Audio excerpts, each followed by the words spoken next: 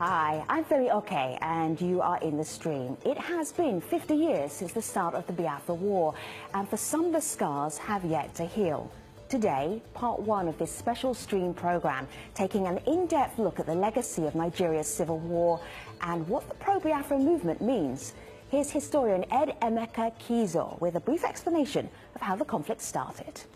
The genesis of the war had been a political crisis which started in 1962 and culminated on January 15, 1966, when a group of army officers overthrew the civilian government. The larger majority of the officers are from the Igbo ethnic group. The Igbos being a very large ethnic group who predominated in the eastern part of Nigeria. This was followed by a coup in July 1966 in which several persons of Igbo origin and indeed Eastern Nigerian origin were massacred in the northern part of Nigeria and other parts of Western Nigeria, including Lagos. The war started in July 6, 1967. Biafra, as a new nation was called, suffered huge losses at the start due to the greater force of arms being with the federal government of Nigeria, thus that its capital fell within 3 months of the war starting. And these progressive losses continued throughout the war as the federal troops approached the heartland, or should I say what was left of the heartland of Biafra. On January 15, 1970, he signed a surrender in Lagos, and thus was the end of the war. To formally give up secession and report for reappointment and redeployment. The Republic of Biafra hereby ceases to exist. At the cost of close to 2 million lives, largely through starvation and indeed through the direct causes of war. Joining us now, two veterans of the Biafra War who fought on opposing sides. Igwe Christopher Ejiofor was aide-de-camp for the head of the Republic of Biafra. And Chief Olusegun Obasanjo is the former president of Nigeria. He ended the Biafra War as a colonel in the Nigerian army. Gentlemen, it's good to have you here. Chief, I'm looking at some pictures that your presidential library sent to us here at the stream. There's one of you wading through the swamp, and this is the last 2 years of the end of the Nigerian Civil War. There's another one of you commanding your men at an airport, at a runway, and then finally signing the documents to release Biafran soldiers who were prisoners of war. What are the memories that stay with you? What do you remember 50 years on, Chief? Well, what I remember is the pain of the war on both sides, the loss on both sides, and the fact that came to us all vividly that the futility of the war, what we achieved at the end of the war, could have been achieved without one bullet being fired. But during the war, we destroyed all the infrastructure that mattered to us. The refinery we had was destroyed. The bridge that connected the east with the west was destroyed. We lost thousands of people on both sides.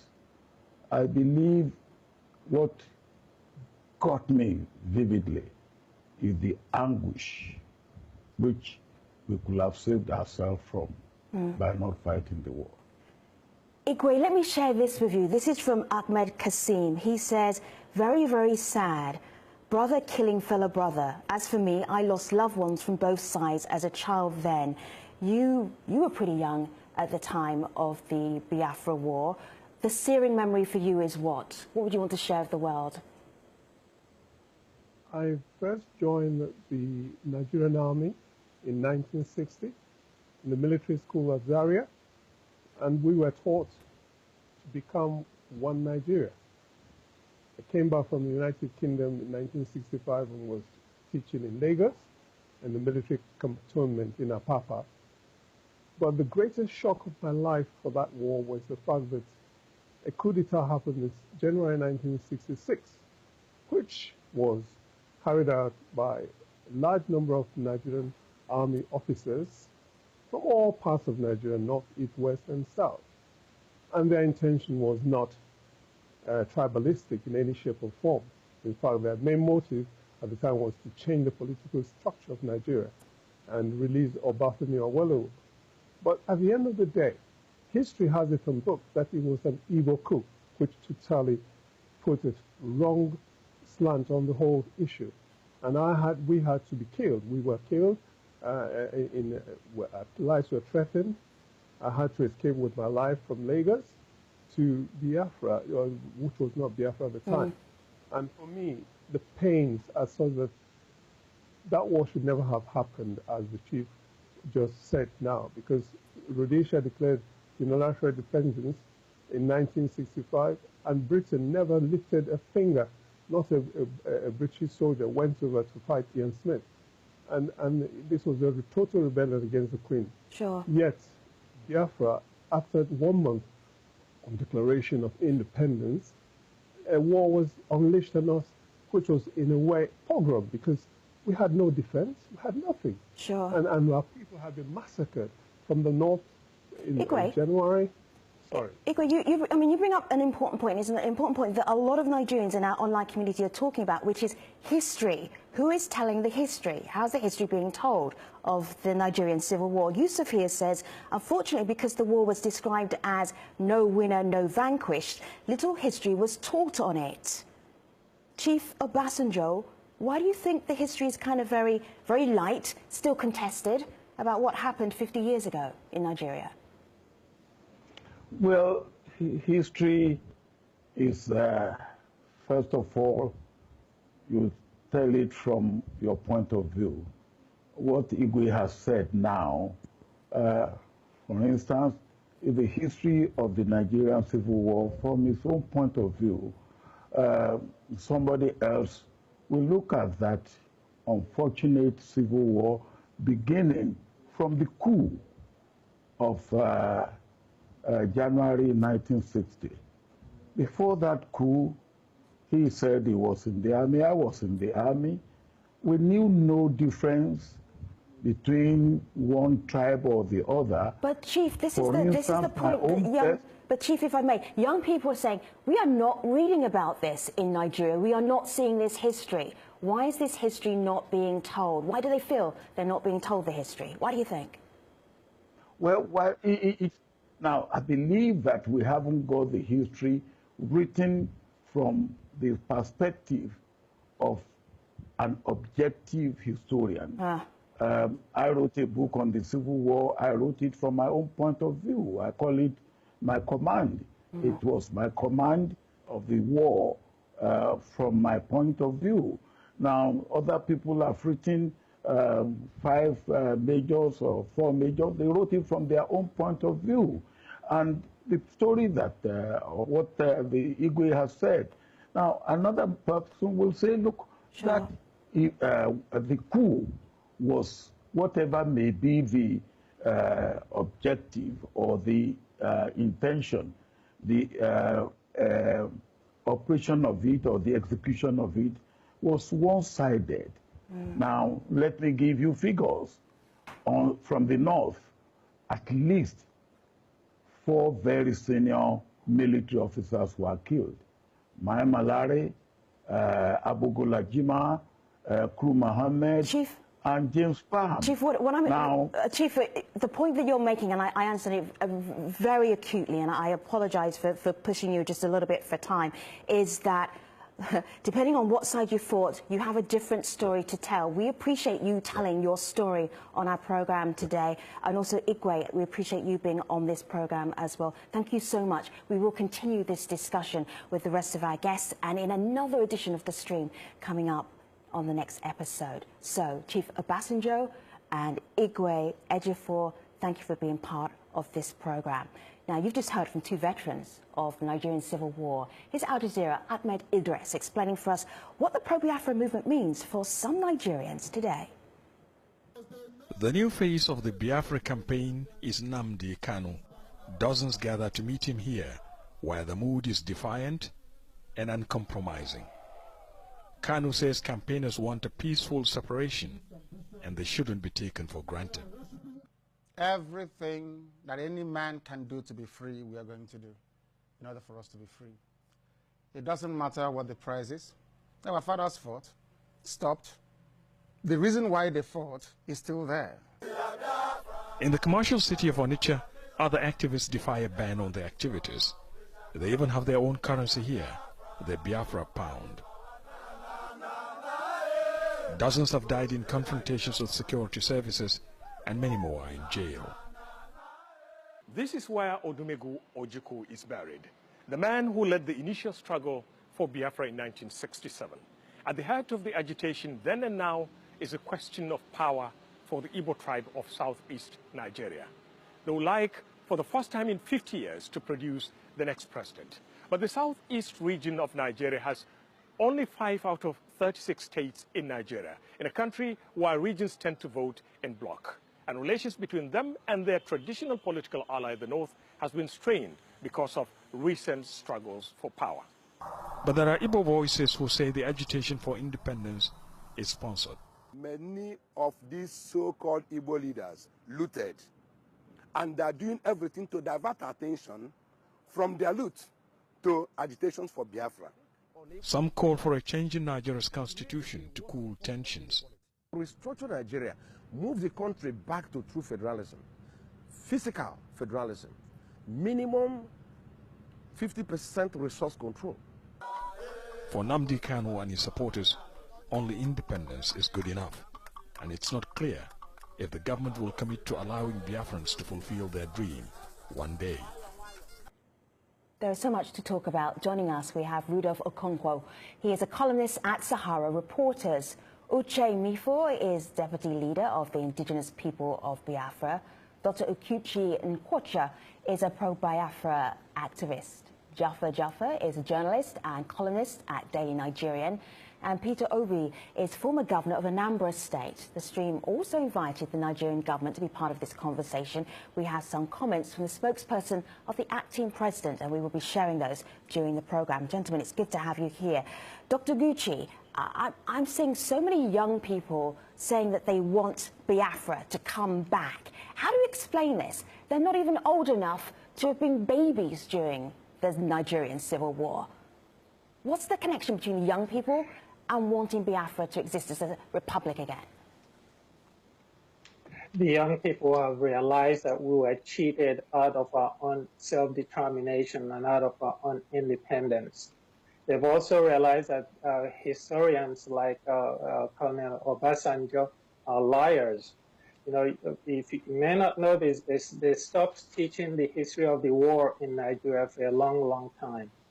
Colonel Obasanjo would like you to believe that the problems with Nigeria started at the coup, with the coup. No, that was not. No, after all, the coup was happened to address issues happening in Western region, his own region. But we can really go all the way back. This is about relationships. Young people these days understand relationships. We have a relationship or a non-relationship that's called Nigeria. It does not work for anybody. There's some people who want to keep it on, and young people are saying no.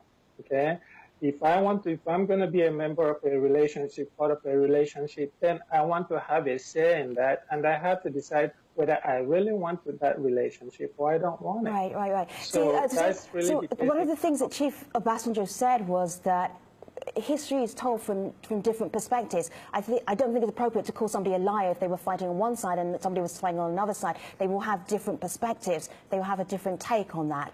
Let me just show you this from Satoya Aro. He says the young generation have refused to learn from the events before and during war. Jaffa, what do you make of that? Well, really, it is obvious that the current crop of young men that are agitating for Biafra, probably they lost sense of history, because if you look at the implication or what the war caused Nigeria and Nigerians, thousands of people that died during the war, whoever is making struggles that are not pacifist but belligerent knows that it is no longer fashionable at this era. Even coup nowadays is being bloodless. But to say that you're trying to topple government or do things without any sense of diplomacy or tact truly is too crude a movement. Then again, also, if you look at the struggle, you'll see that it is mainly hinged on hatred, deep-seated hatred for the North. The northern part of the country has been made subject of scorn and derision. We have been severely maligned, severely provoked, serially threatened. Do you want to give an example? Because if you say deep-seated hatred for the North, that itself is a provocative comment. Give us an example so we know what you're talking about, Jafar. Of course, really, from the wordings, from what you can hear from the agitators, you will be hearing Fulani, Hausa, whatever. All these things, you will see that it may not be directly said, but impliedly, if you listen to it, maybe you can easily get the import of their message that it is a severe threat against northern part of the country. Right. We are not the problem. It is cohabitation. We came to live together. It is a symbiotic relationship. We are not leeches. We are also contributing to the development of the country. We have the population, we have the arable land. But if you look at the financial institutions in the country, you'll see that it is concentrated in the southern part of the country. Let me just bring in Governor Obi here.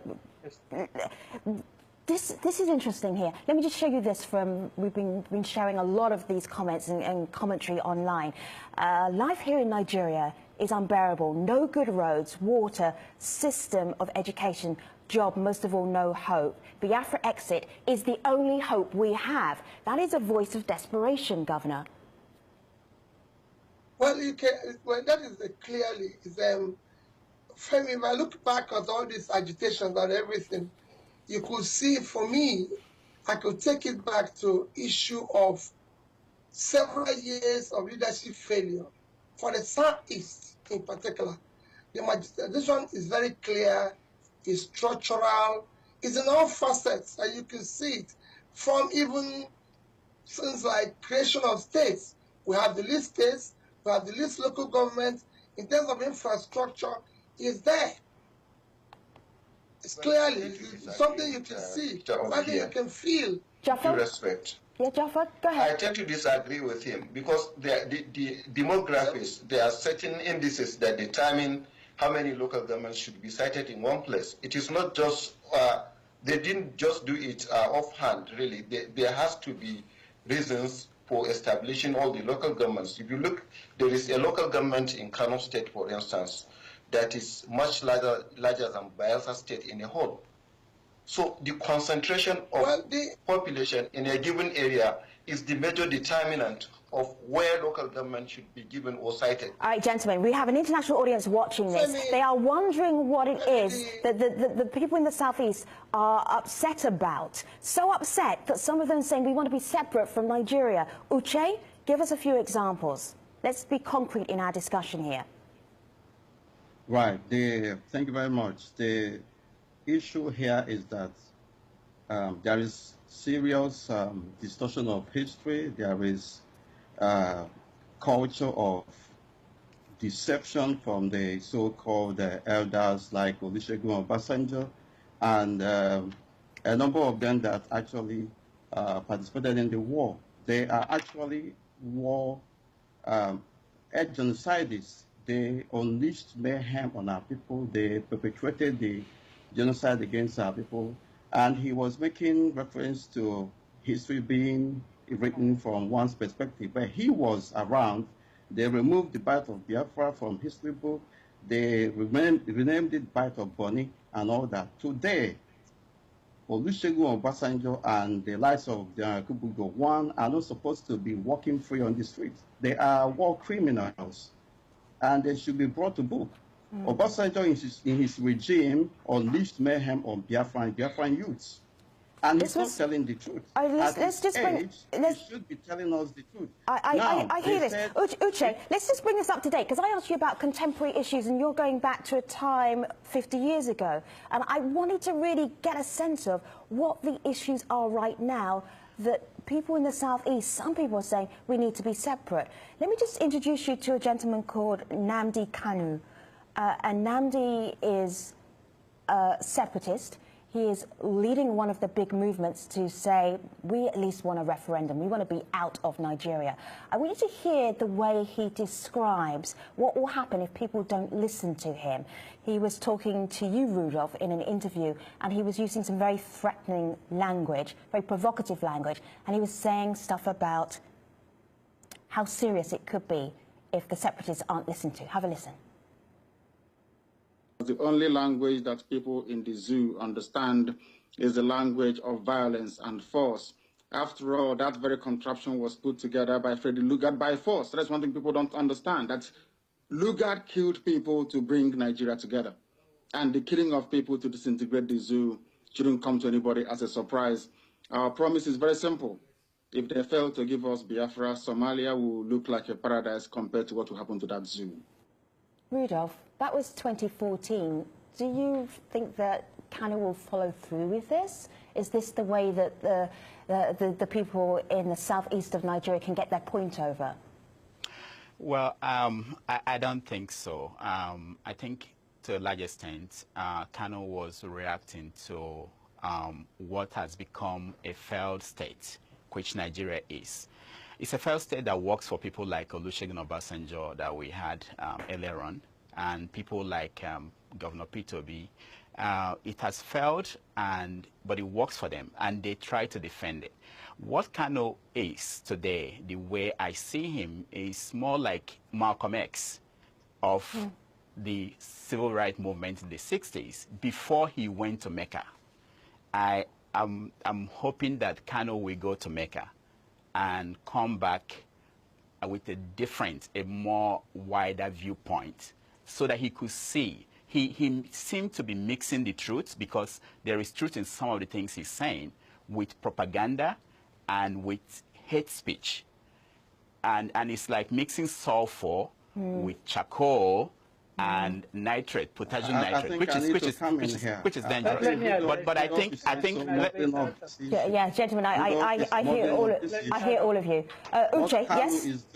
What Kanu is doing is simply defending the interests of the people who are on the edge, people who have been singled out for total destruction and extermination. The hate speech you're talking about is not hate speech. Governor, it was reaction. Let me just hear the Governor. Governor, what's your take? Your name was mentioned just a moment ago by Rudolph. Go ahead. Yeah, my take in it is that, like I said before, you have a situation where you have leadership failure. The leaders have not cared for the people. They have failed to deliver. And when you have a sense of hopelessness, compounded with the way we find ourselves today, because you have to look at it. There was Biafra of yesterday, and the young ones we were talking about today, who did not experience Biafra. The commonality in this is that they still feel a sense of injustice, of exclusion, coupled with the economic realities of today, which have given them a sense of hopelessness, and this have escalated this agitation. So it's something you have to look at. It's not going to be solved by issues of extreme, maybe, oh, we have to leave. That's why people are calling for restructuring.